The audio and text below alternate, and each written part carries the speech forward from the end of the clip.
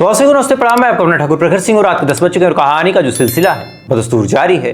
आज की कहानी शुरू करूँ उससे पहले आप लोगों के लिए एक अपडेट आई है और ये अपडेट सोशल मीडिया पे जो एक्टिव है, चाहे इंस्टाग्राम पे, चाहे टेलीग्राम पे, चाहे एक्स यानी ट्विटर पे, इन तमाम जगहों पे ये खबर बड़े धड़ल्ले के साथ चल रही है। तो खबर क्या है वो आप जान लीजिए पहले।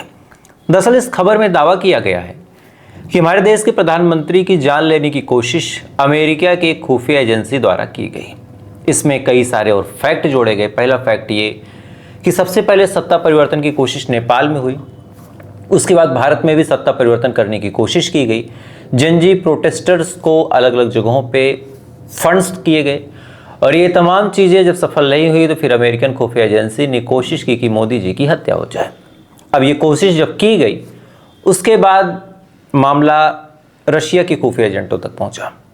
रशिया के खुफिया एजेंटों तक ये बात जब पहुंची तो उन्होंने फिर पुतिन साहब को इत्तला किया और कहा कि आपके दोस्त जो मोदी साहब हैं उनके कत्ल की कोशिश जारी है। ये बात जब रशिया के पुतिन साहब को पता चली तो उनकी फिर अपनी दोस्ती वाली बातें उनको याद आई। उसके बाद उन्होंने अपने एजेंटों की मदद से और ख़ासकर रॉक एजेंटों की मदद से एक प्लान किया और इस प्लान के तहत जो भी लोग इस पूरे घटनाक्रम को अंजाम देने वाले थे उन सबको मार दिया। मारने के बाद फिर ये रिपोर्ट पब्लिश हुई कि मोदी जी की हत्या की कोशिश की गई थी और रशिया की खुफिया एजेंसी और भारत की खुफिया एजेंसी ने मिलकर एक जॉइंट ऑपरेशन चलाया और इस ऑपरेशन में कई सारे लोगों को मार के ख़त्म कर दिया। अब ये बात जब निकल के सामने आई तो सबसे बड़ी बात ये है कि सबूत क्या है। अब सुनने में जो लोग पहली बार सुन रहे हैं उनको ये तमाम चीज़ें बड़ी बचकानी लगेंगी, लेकिन जो इंस्टाग्राम चलाते हैं और जो सोशल मीडिया पे एक्टिव हैं उनके सामने फहरिस्त लंबी सी है। या फिर आप न्यूज़ पे आप गूगल करें तो बड़े बड़े चैनलों पे ये खबर चल रही है। तो देखिए ऐसे मामलों में सबूत कभी खुल के सामने नहीं आते और एक अजीबोगरीब घटना भी हुई है। बांग्लादेश के अंदर अमेरिकन खुफिया एजेंसी के एक एजेंट थे जिनका नाम था अरवेल जैक्सन। अरवेल जैक्सन की रहस्यमय तरीके से मौत हुई है और कयास लगाया जा रहा है कि अरवेल जैक्सन की भी हत्या हुई है। तो ऐसे हाल में अरवेल जैक्सन की जो मौत है उसको और इन तमाम बयानों को जोड़ के इस खबर को कंफर्म करने की कोशिश बड़े बड़े न्यूज़ चैनल कर रहे हैं कि हमारे देश के प्रधानमंत्री की हत्या करने की कोशिश की गई, बशर्ते ये चीज़ें सफल नहीं हुई। अब आपके दिमाग में ख्याल आएगा कि क्या आज के टाइम में इतना आसान है कि किसी देश के प्रधानमंत्री राष्ट्रपति की हत्या की जाए? तो बिल्कुल है। अमेरिका के बगल में एक देश है वेनेजुएला, उसके भी राष्ट्रपति के ऊपर इनाम अमेरिका ने खुद घोषित किया है। साथ ही ईरान में सुप्रीम लीडर जो है अयतुल्ला खामनेई, उनको मारने की भी तमाम कोशिशें की गई। साथ ही लेबनान हुआ, यमन हुआ, साथ ही यमन के हूतीस ग्रुप के जो प्रधानमंत्री थे उनको इजराइल ने अटैक करके मार दिया। तो ऐसा ऐसा करके ये तमाम चीज़ें चलती रहती हैं। आज के टाइम में साल 2025 में किसी को भी टारगेट करना कोई मामूली बात नहीं है। कोई भी किसी को भी टारगेट कर देता है और जो होता है हो जाता है। खैर, लेकिन इस मामले में अभी तक कोई भी आधिकारिक खबर नहीं आई है तो मैं आपको कंफर्मेशन के साथ नहीं बता सकता, लेकिन हाँ इस मामले में जो एक कड़ी जोड़ी गई वो यही थी तो मुझे लगा आपको बताना चाहिए। अब ये तमाम चीज़ें आपको क्यों बता रहा हूँ वो आप जान लीजिए। ऐसी बहुत सारी खबरें होती हैं जो इस चैनल पे बताना शायद ठीक नहीं होगा, क्योंकि ये क्राइम का चैनल है और ये खबरें जियोपॉलिटिक्स की हैं, राजनीति से जुड़ी हुई हैं। तो ऐसे हाल में फिर मैंने इंस्टाग्राम पेज की शुरुआत की है, प्रखर राजपूत न्यूज़ है उसका नाम, और अगर आप इंस्टाग्राम पे सर्च करेंगे तो आपको कुछ खबरें मिल जाएंगी उससे रिलेटेड भी। तो आप जाएं, लिंक मैं डिस्क्रिप्शन में दे दूंगा, तो वहाँ से जाके उस इंस्टाग्राम पे मुझे फॉलो कर लें। जो लोग मुझसे बात करना चाहते हैं वहाँ से मुझसे जुड़ सकते हैं और उसी के साथ एक नए परिवार की हम लोग शुरुआत करेंगे जहाँ पे बिना किसी फिल्टर के आपके सामने सटीक खबरें लाई जाएँ। खैर, एक अपडेट थी, मुझे लगा आपको देनी चाहिए। अब आज की खबर की बात करते हैं। आज की खबर एक अजीबोगरीब खबर है, कहानी कहें, खबर कहें, जो भी आप समझें। चूँकि आदमी कत्ल अगर कर भी दे, पहली बात तो कत्ल करते हुए हाथ कांपता है, लेकिन इत्तेफाक से अगर उससे एक कत्ल हो जाए तो उसके बाद वो क्या करेगा? सबसे पहले लाश को ठिकाने लगाएगा, उसके बाद वो थोड़ा सा डरेगा, भागेगा। लेकिन क्या हो कि एक कातिल अगर कत्ल करे और कत्ल करने के बाद उस लाश के साथ 12 दिन तक सोता रहे, लाश नीचे है, वो लाश के ऊपर है, ना ही उसे कोई डर हो, ना ही उसे कोई दिक्कत हो, ना ही उसके हाव भाव से पता चले कि उसके साथ एक लाश रह रही, तो फिर ऐसे आदमी को आप क्या कहेंगे? अब क्या कहेंगे उसका जवाब आप कमेंट में देते रहें, तब तक मैं आपको पूरी कहानी बताता हूँ। इस कहानी के साथ शुरुआत होती है उत्तर प्रदेश से। उत्तर प्रदेश में एक बड़ी मशहूर जगह है बहराइच, और इसी बहराइच में एक रोड है, जलवर रोड, और इसी जलवर रोड पे एक गांव लगता है अहाता नरदपुरवा। इसी अहाता में एक परिवार रहा करता था। परिवार में एक महिला थी जिनका नाम था फूला देवी, उनका पति था जिसका नाम था हरकिशन, और ये तमाम लोग ठीक ठाक तरीके से वहाँ रहा करते, न किसी से कोई लड़ाई, न किसी से कोई झगड़ा। हरकिशन चूँकि ज़्यादा पढ़ा लिखा था नहीं, इस वजह से हरियाणा में जाके मेहनत मजदूरी करता था, अपने परिवार का पेट पालता था। परिवार गरीब था लेकिन न कोई दिक्कत, न कोई परेशानी, न ज़्यादा इच्छाएं, तमाम चीज़ें बिल्कुल ठीक चल रही थी। इसी दौरान मायके और ससुराल वालों से भी अच्छा खासा संबंध था फूला देवी का। फूला देवी का जो भाई धीरज था वो आए दिन अपनी बहन का हालचाल लेने के लिए अपनी बहन को फ़ोन करता, बातचीत करता। चंद दिन पहले की बात है, चंद दिन पहले उसके भाई धीरज ने अपनी बहन फूला को फ़ोन किया। फ़ोन करने के बाद फूला से पूछता है कि और क्या हाल है। फूला अपना हालचाल बताती है। उसके बाद धीरज फूला देवी से पूछता है कि आज बड़ी खुश लग रही हो, बात क्या है। ये सवाल जब धीरज पूछता है तो फूला देवी बताती हैं कि दरअसल हरकिशन आने वाले हैं, तो अपने पति के आने की खुशी में जो फूला देवी हैं वो खुश हैं। ये बात जब धीरज सुनता है वो भी खुश हो जाता है कि चलो आज जीजा जी वापस आ रहे हरियाणा से। इसके बाद नीरज ने बातचीत करने के बाद धीरज ने फ़ोन रख दिया। बात आई गई हो गई। फिर 3-4 दिन बाद धीरज ने फ़ोन किया अपनी बहन को।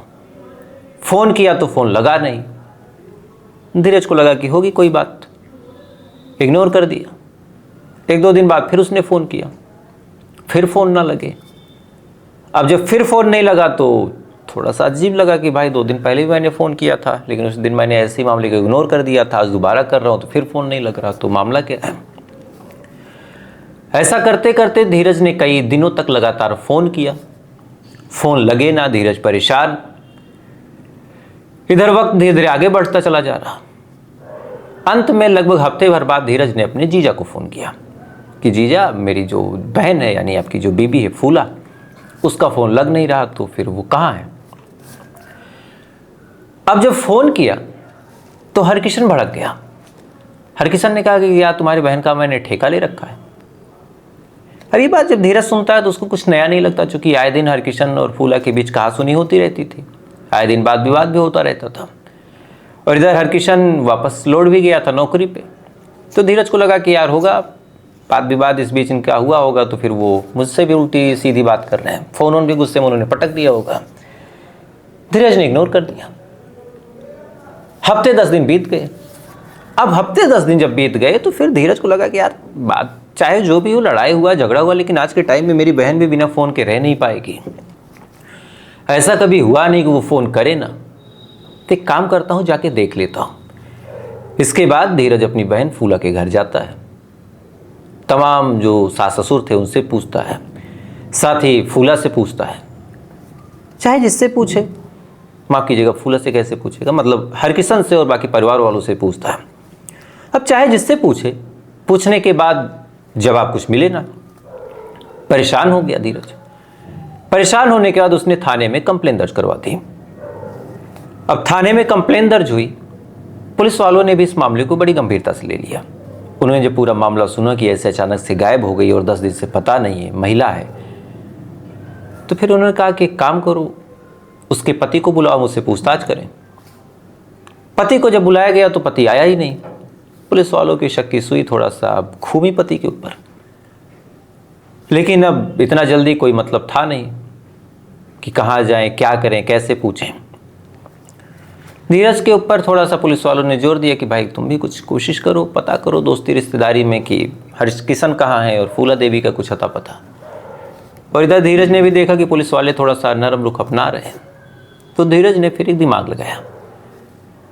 वो जानबूझ के, चूंकि उसकी बहन का मामला था, अपने बहन के ससुराल जाता है और जाने के बाद जानबूझ के उस घर में घुलने मिलने की कोशिश करता है कि कहीं से मुझे एंट्री मिले, मैं जाके घर के अंदर देखूं कि कुछ हुआ है क्या, कोई बात विवाद है क्या इन्होंने मेरी बहन को घर में कैद तो नहीं कर लिया है। ये तमाम सवाल जो एक साधारण इंसान सोच सकता है, ये तमाम सवाल धीरज ने सोचा और सोचने के बाद धीरज उस घर में एंट्री मारने की कोशिश करता है। किस्मत अच्छी थी, 2-4 दिन इधर करने के बाद घर के अंदर एंट्री मिल गई। उसके बाद वो अपनी बहन के बेडरूम में गया। जैसे बेडरूम के अंदर धीरज जाता है, अंदर उसने देखा कि एक तो तख्त रखा है और तख्त के नीचे कुछ गीली मिट्टी है। अब एक आदमी अपने घर के फर्श को, चाहे वो मिट्टी हो, चाहे सीमेंटेड हो, चाहे टाइल्स लगी हो, बड़ा वेल मेंटेन रखता है। और कच्चे घरों में भी अगर कोई ज़मीन का ही है तो उसको लीप के, पोत के बराबर ही रखता है। और एक गीली मिट्टी और खास आकार में थोड़ा सा धीरज को डाउट हुआ, लेकिन अब खुद कुछ कर नहीं सकता था। लिहाजा धीरज भाग के पुलिस स्टेशन गया और बताया कि साहब, जिस बेड पे मेरा जीजा, मेरी दीदी सोती थी, उसके नीचे मुझे कुछ गीली मिट्टी लगी है और उसका जो आकार था वो बड़ा सस्पिशियस था, यानी लगभग 2.5-3 फीट चौड़ा और 6 फीट लंबा, हूबहू कब्र जैसा। पुलिस ने जब ये बात सुनी तो उनको भी थोड़ा सा मामला गंभीर लगा कि एक तरफ फूला देवी का कुछ अता पता नहीं और दूसरी तरफ बेड के नीचे ऐसे गीली मिट्टी का मिलना। फिर क्या था, पुलिस अब हरकत में आई। हरकत में आने के बाद पुलिस वाले अब भाग के पहुंचते हैं और पहुंचने के बाद पहली बार फॉरेंसिक की टीम और अलग अलग और लोगों के साथ उस घर पे धावा बोलते हैं, उस कमरे में जाते हैं और जाने के बाद उस कमरे के अंदर खुदाई शुरू करते हैं। 4 से 6 फावड़ा मारने के बाद पहला सबूत मिला। सबसे पहले कुछ टूटी हुई चूड़ियाँ मिली। शक और गहरा हुआ और खोदा गया, पायल मिली और खोदा गया, लगभग 4 से 6 फीट गहरा। अंदर फूला देवी की सड़ी गली लाश मिली। अब ये चीज़ जैसे ही परिवार वाले, पुलिस वाले, भाई, मोहल्ले वाले, ये तमाम लोग जब देखते हैं तो देखने के बाद सन्न रह गए। फौरन उस लाश को निकाला गया। जैसे ही लाश को देखा गया तो देखते ही पता चल गया कि किसी ने बड़ी बेरहमी से इसको मारा है। चूँकि शरीर पे चोट के निशान थे, चूड़ियाँ टूट गई थी, पायल अलग बिखरी पड़ी थी, तो जाहिर सी बात है किसी ने बड़ी निर्दयता के साथ कत्ल किया। अब तलाश हुई पति की। पति फरार। पुलिस वालों ने भी अपने तमाम घोड़े खोल दिए। सबसे पहले टेक्निकल सर्विलांस का सहारा लिया, उसके बाद लोकल मुखबिरों का सहारा लिया, जो उनके अपने इनपुट हैं उनका सहारा लिया।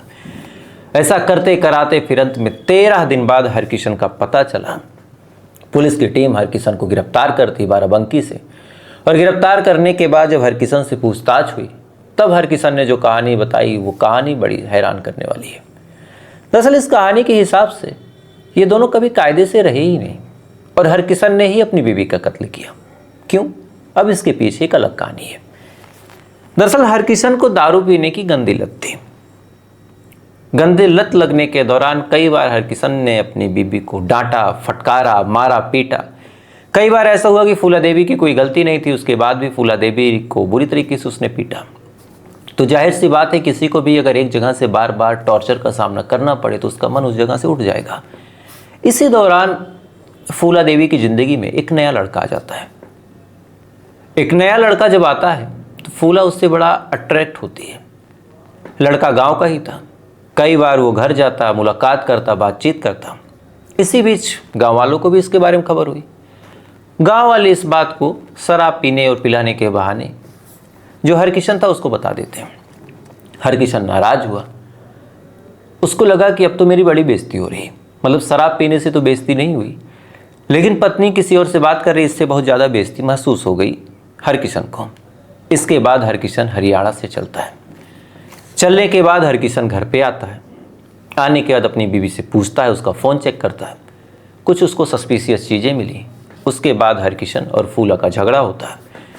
झगड़े में फिर हरकिशन फूला को पीटना शुरू करता है और तब तक पीटता है, तब तक मारता है, तब तक गला दबाता है, जब तक फूला देवी की मौत नहीं हो गई। अब फूला देवी की मौत हो गई। अब इसके हाथों एक कत्ल हो चुका था, तो फिर ये लाश का क्या करें? तब इसके दिमाग में आया कि अगर मैं लाश को बाहर फेंकूंगा या फिर किसी नहर, नाली कहीं भी डालूंगा, कोई न कोई देख लेगा, कोई न कोई जान लेगा और ऐसे हाल में मैं फंस जाऊंगा। अब क्या किया इसने? रात भर इसने अपने कमरे में ही गड्ढा खोदना शुरू किया। 6 फीट गहरा गड्ढा इसने खोदा। 6 फीट गहरा गड्ढा खोदने के बाद अपनी बीवी की लाश को उसी गड्ढे में डालता है और मिट्टी भर देता है। इसी दौरान उसकी चूड़ी टूट गई, पायल टूट गई, वो तमाम चीज़ें उसी में दफन करता रहा। दफन करते करते जब पूरा गड्ढा इसने भर दिया, उसके बाद अब ये क्या करे, फौरन भाग जाए तो भी ये फंस जाएगा। तब फिर इसने सोचा कि क्यों ना इसी कमरे में कुछ दिन गुजारूं। इसके बाद ये उस बिस्तर पे सोना शुरू करता है जिसके नीचे इसकी बीवी की लाश दफन थी। 6 फीट नीचे बीवी थी, 6 फीट की वो गहराई और साथ ही 1.5 फीट तखत की चौकी की ऊंचाई, 7.5 फीट की ऊंचाई पे अपनी बीवी से सोता रहा। रात हो दिन हो, न इसे कभी डर लगा न कुछ हुआ। लेकिन इधर धीरज ने लगातार जब पूछताछ शुरू की, धीरज ने लगातार जब पुलिस और तमाम चीज़ों का सहारा लिया, घर में ताकाझाकी करना शुरू किया, तब इसको लगा कि शायद अब भाई को डाउट हो गया और मैं पकड़ा जाऊंगा। तो इसके दिमाग में एक आइडिया है कि क्यों न यहाँ से भाग जाऊँ। इसके बाद ये भागता है, अलग अलग जगहों पर ये जाता रहता और अंत में फिर ये पकड़ा जाता। तब ये कहानी पता चली।